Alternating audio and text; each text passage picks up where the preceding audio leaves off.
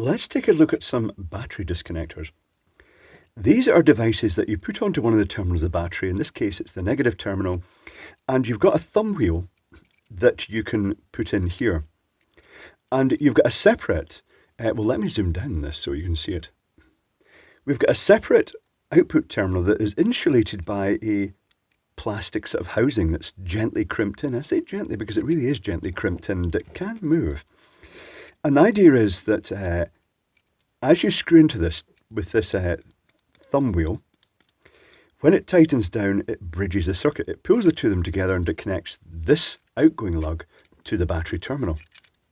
And it seems to work quite well. They do say all you have to do is undo a turn like that. But I wouldn't recommend that because if there's any pressure on this at all, it can actually pull that back into contact. This is why I'm thinking that, it might be worth indenting that a little bit more. Now, don't be fooled by the golden brassy colour of this because I took a file and I scuffed the end off it and it looks like aluminium underneath. It looks very silvery under there. Just be aware of that. The other version is kind of more complicated. It's not as good a design in a way. It has the separate terminal plus a bush that has keying pins inside that slide down the thread like this. So you slide it down, there are no instructions. This thing goes over like this and it tilts at an angle and hooks over that, but it can still cantilever unless it's turned to the side. This is what I think is important. And in this instance, the battery terminal, you put this over the battery terminal and this thread is connected to the negative of the battery.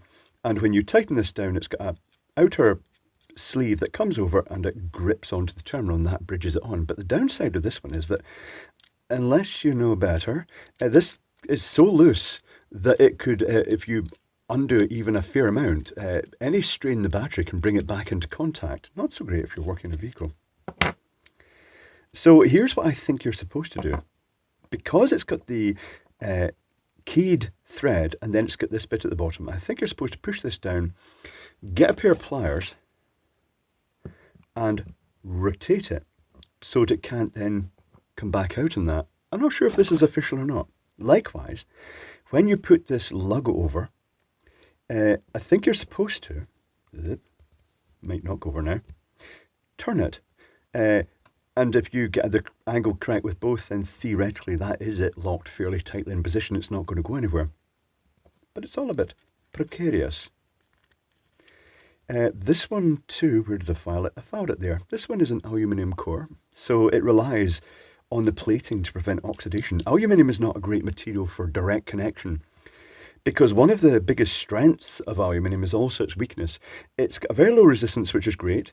It's a very robust material, which is great, but as soon as you scrape the surface of it, if you scratch aluminium, it instantly forms an oxide layer again. That's how it protects itself. That's what makes it so stable.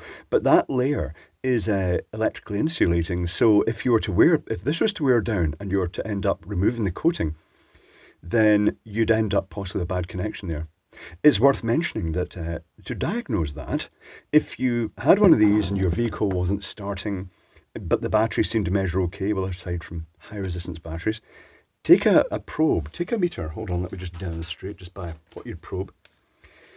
Put one on the lead terminal in the middle and then onto the output terminal and measure the voltage while the vehicle's being cranked. This is something that Eric O covers quite a lot in South Main Auto. If you get voltage across this, voltage drop across it, it means that there's high resistance. It's just worth mentioning that. Other than that, they could be quite useful. I would say that, use them with care.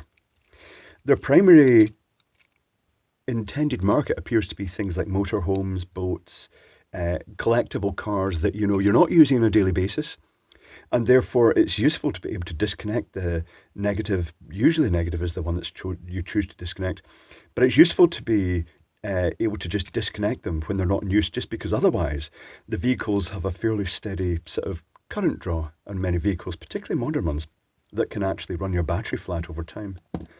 But other than those kind of weaknesses, they're all right. It's also worth mentioning they both have holes through them with the facility to actually put a nut and bolt with a terminal on it. One of these, let's see, where is it? This one came with this little inline fuse holder too. I'm not sure if I'd trust that or not as a little freebie thrown in. But nothing to bolt it on there with. It's not going to bolt on there. Maybe it was. Maybe it was to keep, so you had the option. No, that's not right. I don't know what they were. It's just a random thing that this seller included. Oh well, random fuse holder. Would you trust it? No. But there we go.